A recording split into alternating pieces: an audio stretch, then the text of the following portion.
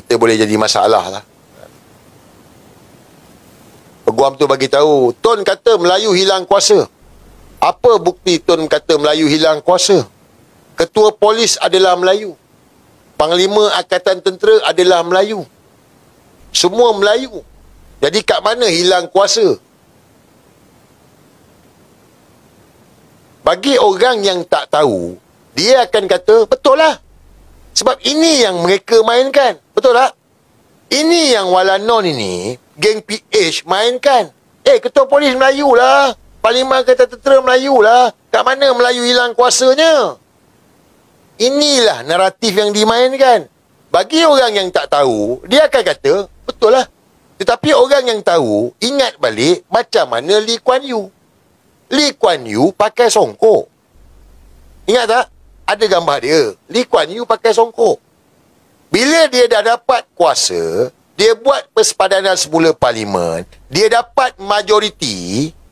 Kat mana kuasa politik Melayu hari ni di Singapura? Kat mana? Tak ada dah. Sama lah macam sekarang. But, yelah, sepaham Peguam ni tanya, ini semua daripada Anwar Ibrahim, Ingat, ini semua daripada Anwar Ibrahim, daripada pejabat Perdana Menteri. Lawyer ni jalankan tugas dia je. Sama macam ada TikToker saya tengok ni, Harun ke Wan Hadi. Dia bagi tahu, apa masalah DAP? Boleh semayang apa? Apa yang tak boleh semayang ni, nampak? Dia punya pemikiran, so DAP pun tak ada masalah. Kita boleh semayang. Dia tak faham. Kita ni senang je. Kita ambil contoh Singapura cukup lah. Kita ambil contoh Singapura cukup. Perlembagaan dia, hak keistimewaan orang Melayu. Ada. Dia 152. Kita 153.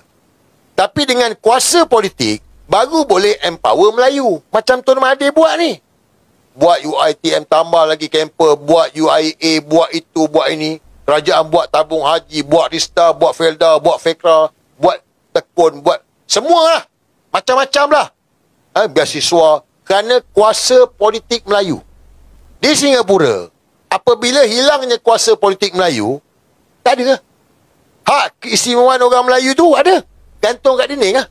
Gantunglah kat dinding. Sebab itu, saya pernah cerita dengan korang kan. Singapura, bahasa rasmi dia adalah bahasa Melayu. Singapura bahasa rasmi adalah bahasa Melayu. Bukan bahasa orang putih. Bukan bahasa Cina. Bahasa rasmi. Lagu kebangsaan dia, pernah dengar? Pernah dengar tak lagu kebangsaan Singapura ni? Korang pernah dengar ke tak pernah dengar ni? Pernah dengar ke tak pernah dengar? Sebab saya nak bagi faham